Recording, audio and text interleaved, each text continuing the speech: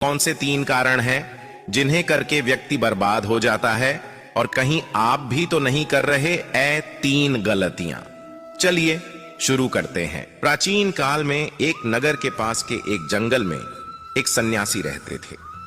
संसार के तमाम आकर्षणों से दूर होकर उसने कई वर्षों की तपस्या से अपनी शक्तियों को जागरूक किया था। वह लोगों की हर समस्याओं का समाधान करता था। धीरे धीरे वह मशहूर होने लगे और यह बात राजा को पता चली। राजा ने सन्यासी से मिलने का फैसला किया और वह सन्यासी से मिले। राजा सन्यासी के बातों से बहुत प्रभावित हुए और उन्हें अपने राज्य में चलने तथा महल में रहने का आग्रह किया। सन्यासी मान गए और राजा के साथ उनके महल में रहने लगे। कुछ साल तक सन्यासी वहीं रहे। एक दिन राजा और रानी को पड़ोस के राज्य में जाना पड़ गया। उन्होंने एक नौकर को सन्यासी के भोजन आदि की जिम्मेदारी देकर निकल गए। एक दिन नौकर बीमार पड़ गया और आया ही नहीं। सन्यासी को खाना खिलाने वाला कोई नहीं था। वह इंतजार करता रहा और अंततः वह गुस्से में लाल हो गया। तभी राजा और रानी वापस आए। सन्यासी ने राजा को बहुत डांट फटकार लगाई और कहा कि तुम मेरी जिम्मेदारी नहीं उठा सकते थे तो क्यों मुझे लेकर आए। कुछ दिनों बाद मामला शांत हो गया। कुछ दिनों बाद राजा को फिर से पड़ोस के राज्य में जाना पड़ गया। इस बार राजा ने अकेले जाने का फैसला किया और रानी को खड़े निर्देशों के साथ सन्यासी के सेवा के लिए रख दिया। रानी रोज समय पर सन्यासी को खाना भेज देती थी। एक दिन रानी खाना भेजना भूल गई और वह नहाने चली गई। सन्यासी को खाना नहीं मिला तो सन्यासी ने काफी इंतजार के बाद महल में जाने का फैसला किया। सन्यासी महल में गया और उसकी नजर रानी पर पड़ी। रानी की सुंदरता सन्यासी के मन में घर कर गई। रानी के अद्भुत रूप को देखकर सन्यासी उसे भुला नहीं पा रहा था। उसने खाना पीना छोड़ दिया और कुछ दिन तक ऐसे ही पड़ा रहा। कुछ दिनों बाद राजा वापस लौटे और सन्यासी से मिलने गए। राजा ने कहा, क्या बात है, आप बहुत कमजोर हो गए हैं, क्या मुझसे और कोई भूल हो गई है। तो सन्यासी ने कहा कि नहीं, मैं आपकी रानी की अद्भुत सुंदरता की मोह में पड़ गया हूं और मैं उसे भुला नहीं पा रहा हूं और अब मैं रानी के बिना जिंदा नहीं रह सकता। राजा ने कहा, यही बात है ना, मेरे साथ महल में चलिए, मैं आपको रानी को दे दूंगा। राजा सन्यासी को लेकर महल में गए। राजा ने रानी से कहा कि सन्यासी आपकी सुंदरता के दीवाने हो चुके हैं और बहुत कमजोर पड़ चुके हैं और मैं किसी ज्ञानी व्यक्ति की हत्या का पाप अपने सर नहीं लेना चाहता। क्या आप सन्यासी की मदद करना चाहेंगी। रानी ने कहा, मैं समझ गई क्या करना है, और राजा ने रानी को सन्यासी को सौंप दिया। सन्यासी रानी को लेकर अपनी कुटिया में जाने लगे। रानी ने कहा कि हमें रहने के लिए एक घर चाहिए। सन्यासी ने राजा से कहा कि हमें रहने के लिए एक घर चाहिए। राजा ने उनके लिए तुरंत एक घर उपलब्ध करवाया। सन्यासी रानी को लेकर घर गया। रानी ने कहा, यह घर तो बहुत गंदा है, इसे साफ करवाइए। सन्यासी राजा से कह के घर को साफ करवाया। राजा के हुक्म से घर को साफ करवा दिया गया। फिर नहा धोकर रानी बिस्तर पर बैठ गई और सन्यासी भी रानी के पास आ गया। रानी ने कहा, क्या आप जानते नहीं कि आप कौन थे और आज आप क्या बन गए हैं। आप एक महान सन्यासी थे जिनके आगे राजा भी झुककर प्रणाम करते थे और आज वासना के कारण आप मेरे गुलाम हो गए हैं। यह सुनकर सन्यासी को महसूस हुआ कि वह तो एक सन्यासी था जो सारी सुख सुविधाओं को छोड़कर शांति की तलाश में जंगलों में चला गया था।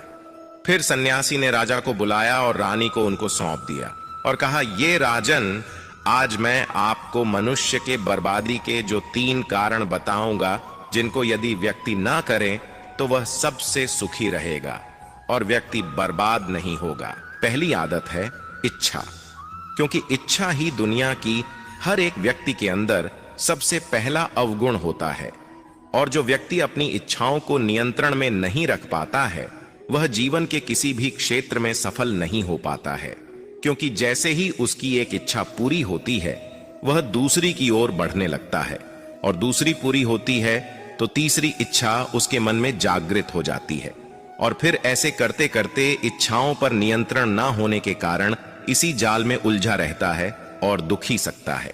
इसीलिए राजन, जब हम इच्छाओं पर नियंत्रण का लेते हैं तो हम हमारे मन पर भी नियंत्रण का लेते हैं, और जब हमारा मन हमारे बस में होता है तो हमें सुखी सुखी प्राप्ति होती है। फिर जो हम चाहते हैं वही हमारे साथ होता है। दूसरी आदत है वासना का जन्म। हमारे मन में उठने वाली इच्छाओं से होता है। जिस प्रकार इच्छा का कोई अंत नहीं होता और मनुष्य वासना के जाल में फंसता ही चला जाता है, वासना के वशीभूत होकर मनुष्य को कुछ भी नजर नहीं आता है।